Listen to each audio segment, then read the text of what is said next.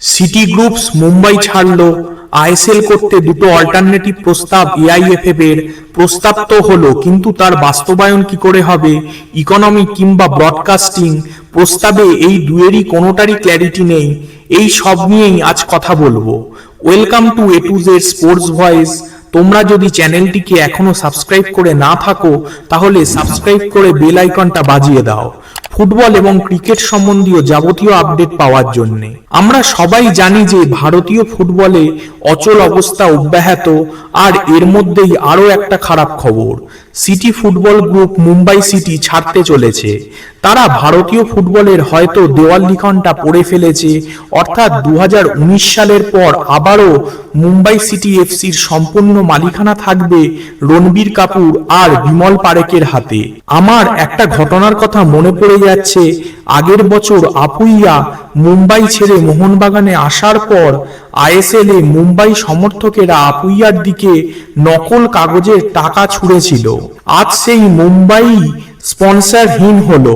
যদিও city football গ্রুপের মুম্বাই ছেড়ে চলে যাওয়া সম্পূর্ণ ইন্ডিয়ান ফুটবলের ক্ষতি, নো ডাউট অ্যাবাউট ইট। তবে মোহনবাগান সমর্থকেরা এই সুযোগে মজা করে বলতেই পারেন, যখন তখন করো পাপ, সময় বুঝে ফলে সাপ।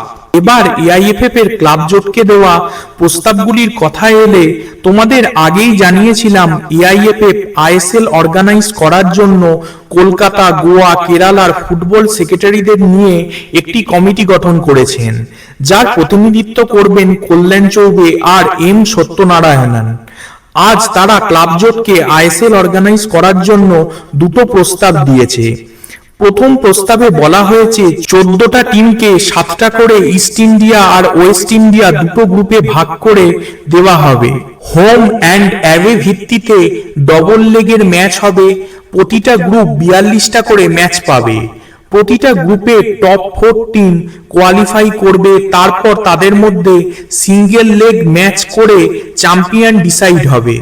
এছাড়া প্রতিটা গ্রুপের শেষের 3টে টিমের মধ্যে একই রকম ভাবে সিঙ্গেল লেগ ম্যাচ হয়ে রেলিগেশন ডিসাইড হবে। মেনলি দুটো সেন্ট্রালাইজড ভেন্যুতে ম্যাচ হবে, যা মনে হচ্ছে কলকাতা আর গোয়ায় সেন্ট্রালাইজড ভেন্যু এই দুটো হতে চলেছে। এবার দ্বিতীয় প্রস্তাবের কথা এলে 14টা টিমের জন্য 91টা ম্যাচ হবে। সিঙ্গেল লেগ ম্যাচ হবে হোম অর অ্যাওয়ে ভিত্তিতে। র্যান্ডামাইজড মানে হ্যাপাজার্ড ম্যাচগুলি অর্গানাইজ করা হবে। প্রতিটা টিম 6 কিংবা 7টা হোম অর অ্যাওয়ে গেম পাবে।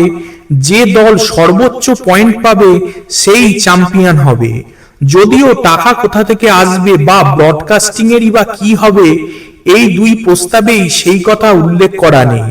এদিকে যা শোনা যাচ্ছে, ISL, IWL, I league, grassroot, administrative সব মিলিয়ে এআইএফএফ মে 2026-এ অল অ্যারাউন্ড 25 কোটি টাকার মতো ডেফতে রান করবে। মানে দুটো প্রস্তাবেরই নির্যাস কি হযবরল। এক কথায় বললে এর থেকে মোহনবাগানের নেতৃত্বে ক্লাব জোটের প্রস্তাব ঢের ভালো ছিল। তোমাদের কি মনে হয় কমেন্ট করে জানাও, আর ভিডিওটা ভালো লাগলে সাবস্ক্রাইব করে বেল আইকনটা বাজিয়ে দাও। লাইক করো, কমেন্ট করো, শেয়ার করো। Thanks for watching. Jai Hind, Jai Bharat.